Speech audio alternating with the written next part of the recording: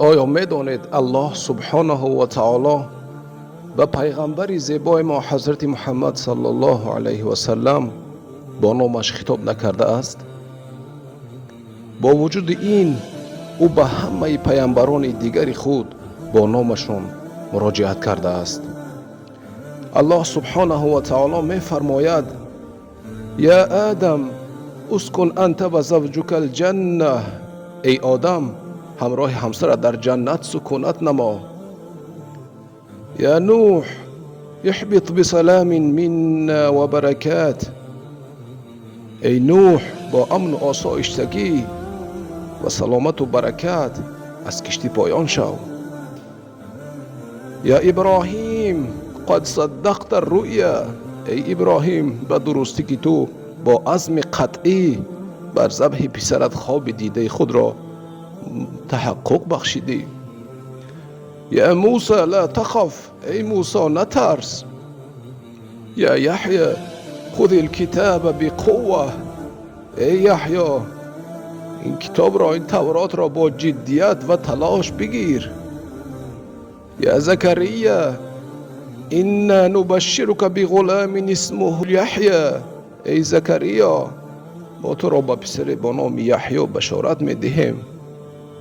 اما وقتی که به حبیب محبوبش محمد مصطفی صلی الله علیه و سلم الله تبارک و تعالی که عزیز و جلال است خطاب نمود، گفت: یا ایها النبی، ای پیامبر صلی الله علیه و سلم پروردگار تو را دعوت میکند از محبت به محمد. پیغمبر ما در هیچ آیت از قرآن محمد را با نامش خطاب نمی کند.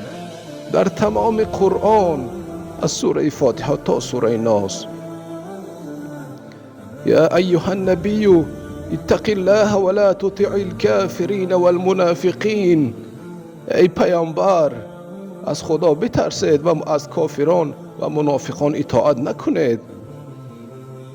یا ایها المزمل قم اللیل الا قلیلا، ای جامه بر تن پیچیده شب به استثنای حصه اندکی آن نماز گذار.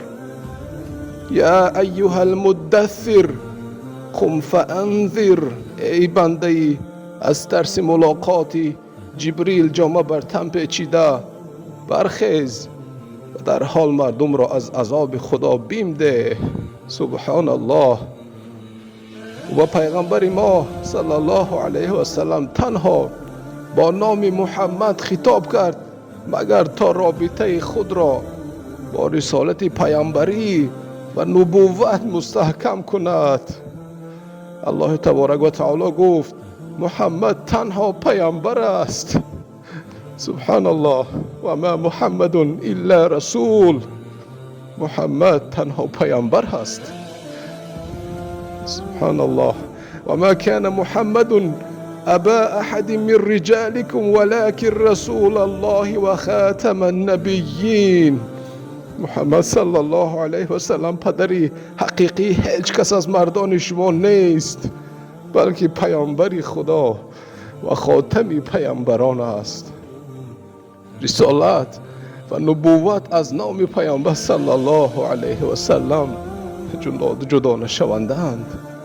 همه این از محبت الله و پیامبر زیبای ما حضرت رسول الله صلی الله علیه و سلم برمی آید.